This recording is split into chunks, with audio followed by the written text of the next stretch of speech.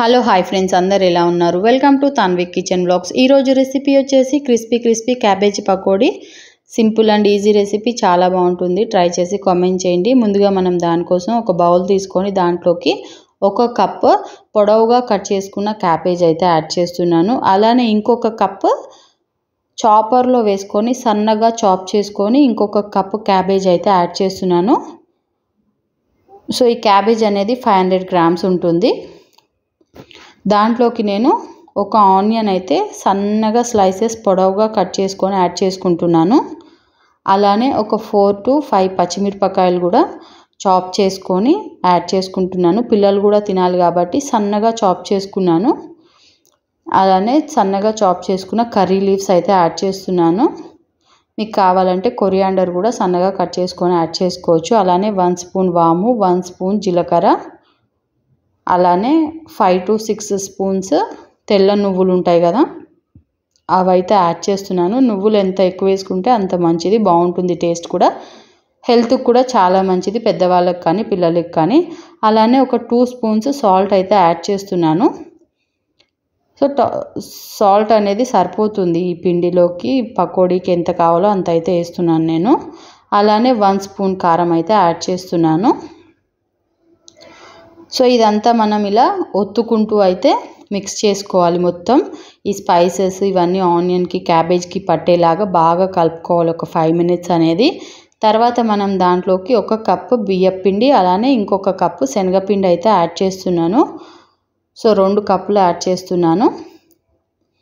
మీకు క్రిస్పీగా రావాలంటే మీరు కంపల్సరీ ఒక కప్పు శనగపిండి తీసుకుంటే ఒక కప్పు బియ్యపిండి తీసుకోవాలి. బియ్యపిండి ఎంత ఎక్కువ యాడ్ చేసుకున్నా ఏం పర్వాలేదు, క్రిస్పీనెస్ అనేది ఎక్కువ వస్తుంది. మీకు 10 to 15 days అయినా కానీ ఈ పకోడీ అనేది అంతే క్రిస్పీగా ఉంటుంది, అంతే టేస్ట్గా ఉంటుంది మీరు ఫ్రిడ్జ్లో పెట్టినా కూడా. సో ఈ బ్యాటర్ అనేది మనం మొత్తం గట్టిగా కలుపుకోవాలి. పిండి వేసుకున్న తర్వాత క్యాబేజ్లో వాటర్ ఉంటుంది కదా, అదంతా సరిపోయేలాగా మనం గట్టిగా కలుపుకొని తర్వాత వాటర్ పడుతుందేమో చూసుకొని కొంచెంగా వాటర్ వేసుకొని పిండి అనేది గట్టిగానే కలుపుకోవాలి పకోడీకి. నేను చూపిస్తున్నాను కదా, కన్సిస్టెన్సీ అనేది ఇలా రావాలి. సో డీప్ ఫ్రైకి ఆయిల్ పెట్టుకొని మనం పకోడీ అనేది వేసేసుకోవటమే. ఇలా నేను చూపిస్తున్నట్టు ఇలా చిన్నగా వేసుకుంటూ ఉండాలి.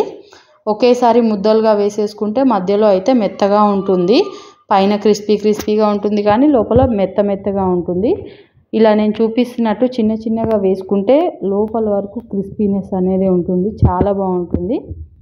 ఒక్కటి తిన్నారంటే ఒక కప్పు, ఇంకో కప్పు తినకుండా అయితే వదిలిపెట్టరు, అంత బాగుంటుంది. సాంబార్లో కూడా కాంబినేషన్ పక్కన బాగుంటుంది, సైడ్ డిష్గా కూడా. సో పెద్దవాళ్ళకు కూడా ఈవినింగ్ టీ టైంలోకి ఎంజాయ్ చేసుకుంటూ తింటారు. ట్రై చేసి కామెంట్ చేయండి మర్చిపోకుండా. అలానే మీకే రెసిపీస్ కావాలి, నా రెసిపీస్ మీకు నచ్చుతున్నాయో లేదో కూడా కామెంట్ చేసి చెప్పండి. సో అలానే నా ఛానల్ని సబ్స్క్రైబ్ చేసుకోండి, సపోర్ట్ చేయండి నన్ను. అలానే నా ఇన్స్టాగ్రామ్ పేజ్ శిరీష కుకింగ్ బ్లాగ్స్ని కూడా ఫాలో చేయండి. చూస్తున్నారు కదా ఎంత క్రిస్పీగా ఉన్నాయో. మర్చిపోకుండా ట్రై చేసి కామెంట్ చేయండి నాకైతే మీకు ఎలా వచ్చాయో. Thank you for watching. Please subscribe.